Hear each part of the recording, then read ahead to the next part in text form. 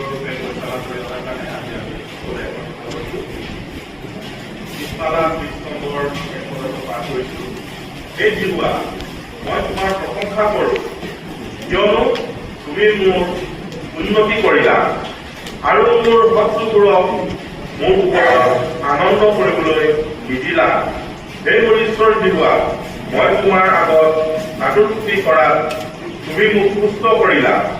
হে জিহুৱা, তুমি চিউৰৰ পৰা মোৰ প্ৰাণ তুলি আনিলা, মোক কাষলৈ যাব নিদি জীয়াই ৰাখিলা।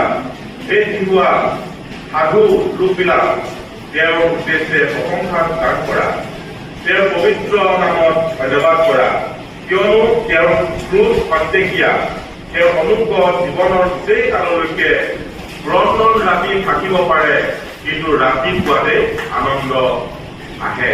আমি ঈশ্বৰৰ বাক্যফল তেওঁৰ অনুগ্ৰহ থাকক। আহক আমি আজি দেওবৰীয়া কাৰ্যসূচী আৰম্ভ কৰি ধৰ্মগীত গাম।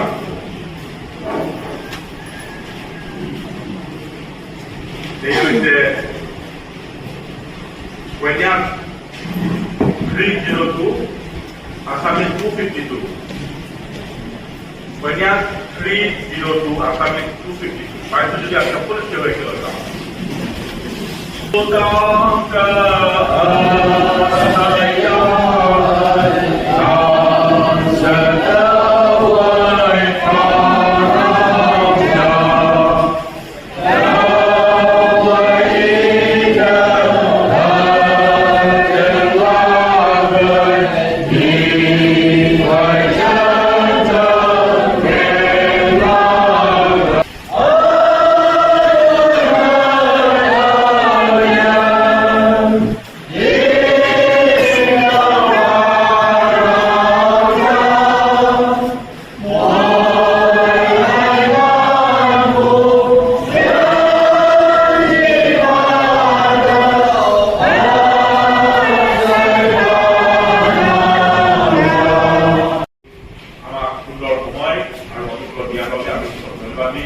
আজি কাৰ্যসূচী